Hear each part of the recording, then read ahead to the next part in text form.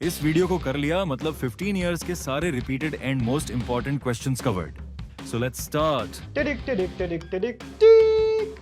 सीधे स्टार्ट करो, introduction skip नहीं करना। मुझे पता है तुम ये चीज बार बार सुन चुके हो, पर एक बार और सुनो। इस एक वीडियो में हम करेंगे सारे मोस्ट इंपॉर्टेंट क्वेश्चन। अगर तुमने अभी तक हमारी फंसना पक्का है नहीं देखी है, तो फंसना पक्का है में सारे क्वेश्चन है, मतलब ये देख लिया तो पूरा चैप्टर के हर एक क्वेश्चन तुमने कर लिए। लेकिन आज की वीडियो में हम हर वो क्वेश्चन करेंगे जो बार बार बार बार बार बार बार बार रिपीट हुआ है। तो सीधे स्टार्ट करते हैं।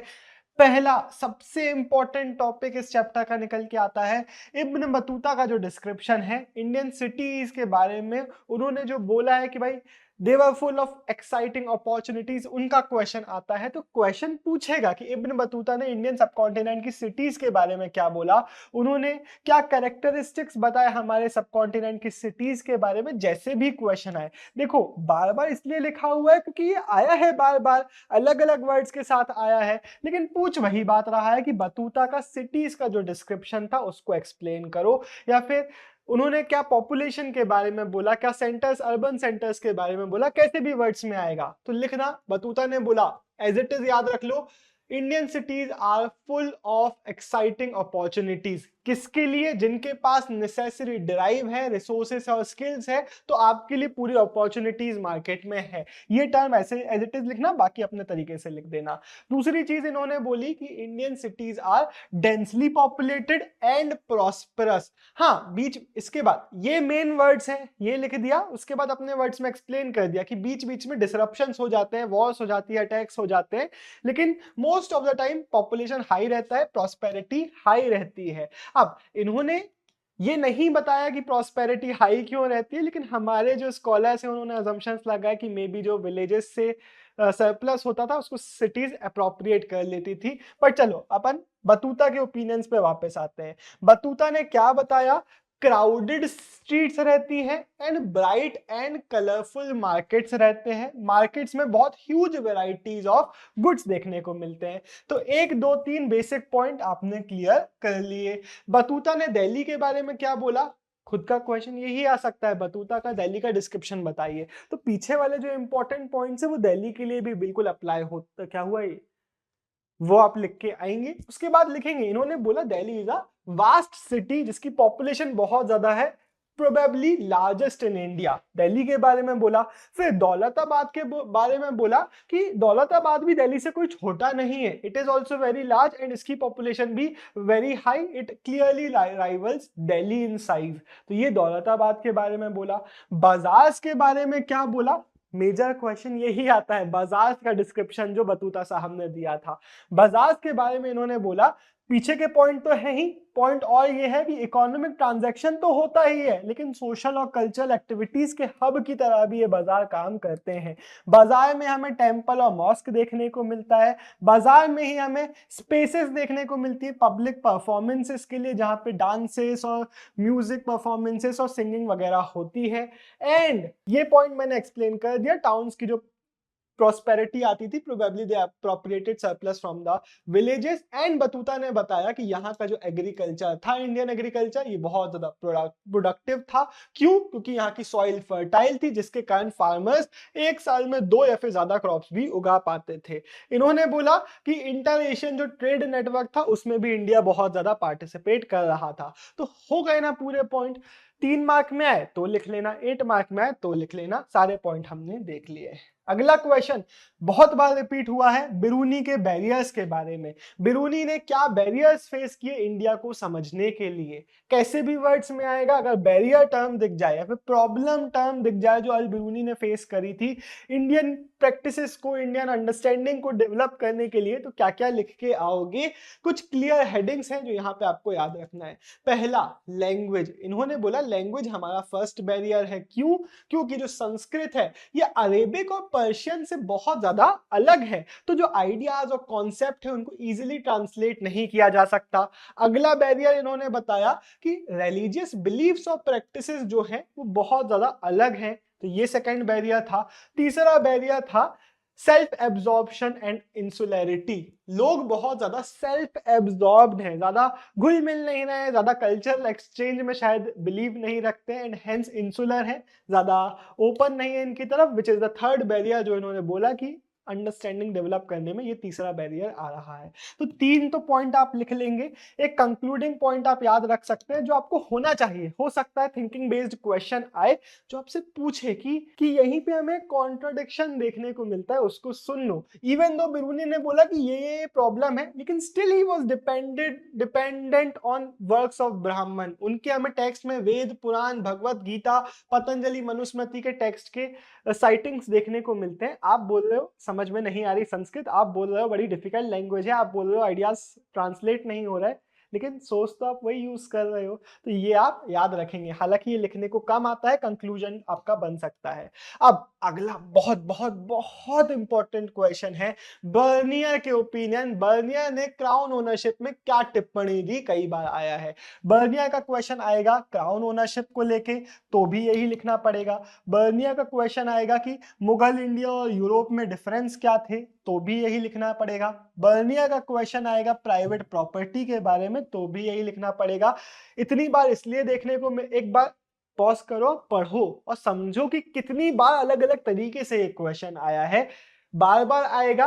आपने आई होप नहीं भी पढ़ा है तो समझ गए ना कि क्वेश्चन क्या है। क्वेश्चन है बर्नियर की टिप्पणी। तो बर्नियर की टिप्पणी जरा अच्छे से सुनो। बर्नियर का पहला पॉइंट ये था कि प्राइवेट ओनरशिप नहीं थी। मेरा लैंड है तो I could not pass it into the next generation. मैं अपने बच्चों पे पास नहीं कर सकता, एंड हेंस लोग लॉन्ग टर्म इन्वेस्टमेंट नहीं करना चाहते, यहाँ पे प्रोडक्शन को एक्सपांड करने के लिए स्टेप्स नहीं लेना चाहते। क्यों?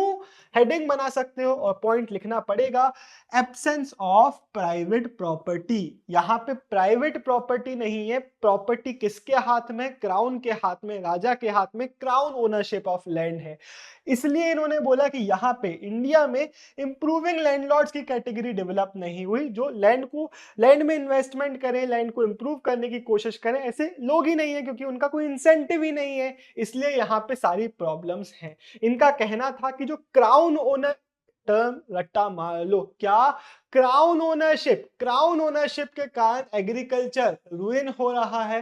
क्राउन ओनरशिप के कारण ऑपरेशन हो रहा है सारे लोगों का। क्राउन ओनरशिप के कारण स्टैंडर्ड ऑफ लिविंग डिक्लाइन में जा रहा है। क्राउन ओनरशिप के कारण सारी प्रॉब्लम्स हैं। सिर्फ जो नोबल्स हैं, सिर्फ जो राजा हैं, वो अच्छी लाइफ जी रहे हैं, बाकी सब लोग सफर कर रहे हैं। ये पॉइंट हो गया। अब क्वेश्चन हो सकता है आपसे ऐसे ही पूछे कि बर्नियर ने क्यों बताया कि मुगल्स के जो रूलर्स थे वो बारबेरिक लोगों के रूलर्स थे, मुगल के रूलर्स की क्या बुराइयां करी। तो लिखना, मुगल एम्परर को उन्होंने बोला कि king of beggars and barbarians. Exact लिख के आना, एग्जैक्टली ऐसे ही लिख के आना। इन्होंने बोला कि जो मुगल टाउन्स और सिटीज हैं, they are contaminated with ill air. यहाँ की इल एयर है, बहुत ज्यादा पॉल्यूशन है, बहुत ज्यादा यहाँ पे बीमारियां फैल रही हैं। कंटेमिनेटेड मतलब बीमारियां फैल रही हैं इसके कारण।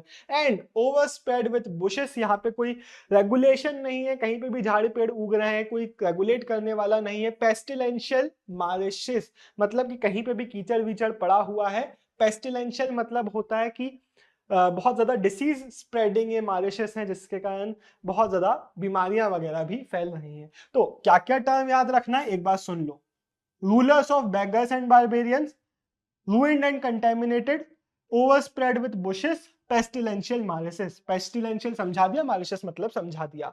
इसके बाद लिखना इन सब चीजों का दिक्कत क्या है, क्यों हो रही है सारी दिक्कतें, क्योंकि क्राउन ओनरशिप ऑफ लैंड है। मेन डिफरेंशिएशन जो उन्होंने बताया कि इंडिया में सबसे खराब चीज क्या चल रही है, यहाँ पे प्राइवेट ओनरशिप नहीं है। लेकिन एक कंक्लूडिंग पॉइंट लिख सकते हो कि मुगल सोर्सेस में ये सब चीजें देखने को नहीं मिलती। आगे के चैप्टर में हम देखेंगे कि एक्चुअल में जो इन्होंने बोला वो सच नहीं था। अबुल फजल ने 16वीं सेंचुरी में बताया, जो कि हमारे अकबर के ऑफिशियल क्रॉनिकलर थे, उन्होंने बताया कि रिम्यूनरेशन ऑफ सोवरेनिटी है, ये जो लैंड रेवेन्यू है, ये क्राउन ओनरशिप नहीं है। लेकिन चलो ठीक है, ये कंक्लूजन बना देना, ये इसके बारे में एक्चुअल जो डिटेल्स है वो हम आगे के चैप्टर में देखेंगे। अगला क्वेश्चन इंडियन पोस्टल सिस्टम के बारे में नहीं बनता बहुत सारे लोगों से, और इंटरेस्टिंगली कई बार आया है। इंडिया का यूनिक सिस्टम ऑफ कम्युनिकेशन था, एक्सप्लेन करो। किसने बोला? हो सकता है बताए ही ना कि किसने बोला। आपको याद रखना है इब्न बतूता के बारे में हम बात कर रहे हैं। इब्न बतूता का पोस्टल सिस्टम का डिस्क्रिप्शन बहुत अच्छे से सुनो। तो क्या क्या लिख के आओगे? सबसे पहले लिखना, जो स्टेट थी, जो गवर्निंग बॉडी थी, इट टुक स्पेशल मेजर्स ताकि जो मर्चेंट, जो ट्रेडर्स हैं, उनको सपोर्ट किया जा सके, ट्रेड को प्रमोट किया जा सके। इसलिए इंस एंड गेस्ट हाउसेस, मतलब ट्रेडिंग रूट्स में रुकने की व्यवस्था को बनाया जा रहा था। इंस भूल जाओ चलेगा, गेस्ट हाउसेस लिख के आ जाना, ठीक है। तो ट्रेड रूट्स को फैसिलिटेट किया जा रहा था। पहले 2 पॉइंट हो गए आपके। इब्न बतूता ने बोला यहाँ का जो पोस्टल सिस्टम है इंडिया का, इट इज वेरी एफिशिएंट, जिसका यूज करके जो मर्चेंट्स हैं वो इंफॉर्मेशन एक जगह से दूसरी जगह भेज सकते हैं। रेमिट क्रेडिट, मतलब क्रेडिट, पैसे वगैरह भी एक जगह से दूसरी जगह भेज सकते हैं, इवन लॉन्ग डिस्टेंसेस में, एंड गुड्स को शॉर्ट नोटिस में भी भेजा जा सकता है। ये पूरा अपने वर्ड्स में लिख के आना। अब पोस्टल सिस्टम इतना एफिशिएंट था, इसको थोड़ा सा रटना पड़ेगा, ऊपर से खुद से लिख लेना, ये रट्टा मार लो। इतना एफिशिएंट पोस्टल सिस्टम था कि दिल्ली से सिंध जाने में 50 दिन लगते थे नॉर्मली, लेकिन जो स्पाइस की रिपोर्ट थी वो सिर्फ और सिर्फ 5 दिन में पहुंच जाती थी। 50 का 5 दिन, ये लिख के आना। पोस्टल सिस्टम 2 काइंड का था, ये आपको एक बॉक्स में बताया हुआ है, लेकिन मैंने यहाँ पे लिख दिया क्योंकि ये बेसिक है, आपको पता होना चाहिए। क्या? एक हॉर्स पोस्ट जिसको उलुक बुलाते हैं, और एक फुट पोस्ट जिसको दवा बुलाते हैं, ठीक है। बट ये इसके आने के चांसेस बहुत कम है, मेजर चांसेस सोर्स बेस्ड में आएगा, बट उलुक और दवा, horse post or foot post. Horse post is interestingly slower than the foot post, क्योंकि जो दौड़ने वाला था वो फास्टर सिस्टम था। चलो अब बढ़ते हैं नेक्स्ट क्वेश्चन पे। कास्ट सिस्टम का डिस्क्रिप्शन जो किसने दिया है? अल बिरूनी ने दिया है। ये भी कई बार आया है, बहुत इंपॉर्टेंट है। बेसिक क्वेश्चन बनेगा Al Biruni's description of caste system, या फिर कैसे ही डिस्क्राइब्ड कि सोशल पोल्यूशन का जो कॉन्सेप्ट है इंडिया का, it is against the laws of nature, ऐसा क्वेश्चन भी आ सकता है। तो किसने बोला था ये चीज देखते हैं, और क्या क्या बोल के गया था ये भी देखते हैं।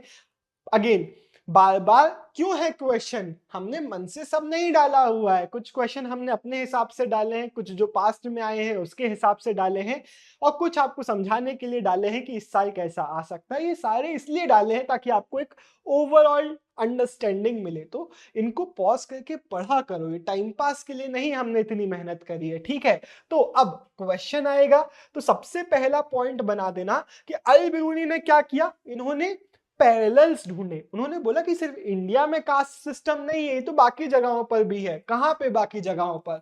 एंशिएंट पर्शिया का एग्जांपल लिख के आना। इन्होंने बोला ये जो 4 सोशल कैटेगरीज, जैसे कि इंडिया का वर्ण सिस्टम था, वैसे एंशिएंट पर्शिया में भी था। वहां पे 4 कैटेगरीज थी।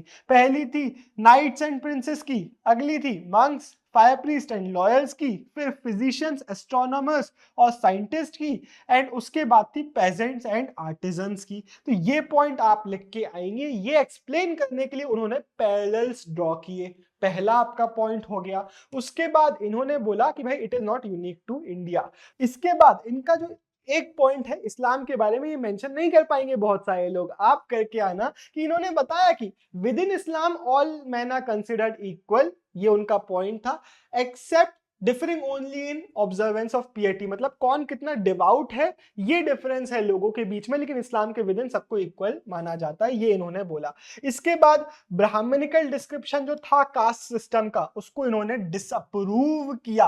हो सकता है क्वेश्चन आए, how Biruni disapproved Brahmanical notion of pollution. तो ये पॉइंट लिख के आना। इन्होंने बोला कि हर एक चीज that falls into the state of impurity, वो खुद को प्योर भी कर लेती है नेचर में। एग्जाम्पल लिख के आओगे कि भाई जो सन है वो एयर को क्लीन करता है, जो सी वाटर का सॉल्ट है वो सी वाटर को पल्यूट होने से प्रिवेंट करता है, पल्यूट होने से बचाता है। तो हेंस इन्होंने एग्जांपल्स दिए कि अर्थ में ऐसी कोई भी चीज नहीं है जो इम्प्योर होके प्योर नहीं हो सकती। अगर ऐसा हो रहा होता तो life would not have been possible। तो इनका कहना था जो सोशल पोल्यूशन का नोशन है that is intrinsic to the caste system of the Brahmans in India, it is contrary to the laws of nature. बन जाएगा इतना कहते हाँ जी बन जाएगा इतना कहते। चलो बेटा वीडियो में कमेंट कर देखो, 2 रीजन से तुमको कमेंट करना है। एक मेरे को अच्छा लगता है, मैं देखता हूँ हाँ यार सबको हेल्प मिल रही है, प्यारे प्यारे कमेंट्स है, अच्छा लगता है। दूसरा रीजन है कब तक हम अंडररेटेड रहेंगे भाई, कब तक द ट्विन ब्रोस अंडररेटेड रहेगा।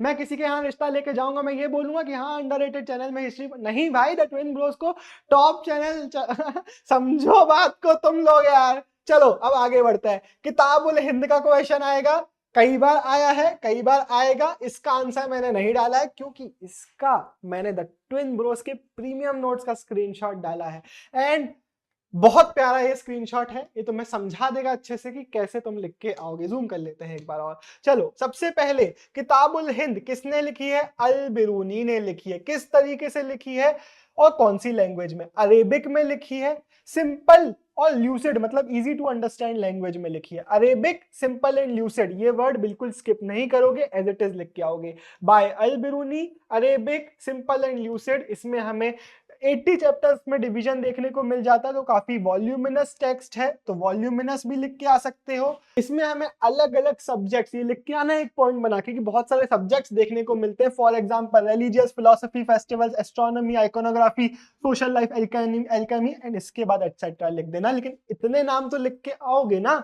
इसको अच्छे से एक बार पढ़ सकते हो। फिर इसके बाद लिख के आना, इसमें हमें एक ज्योमेट्रिक स्ट्रक्चर देखने को मिलता है। वो क्या था?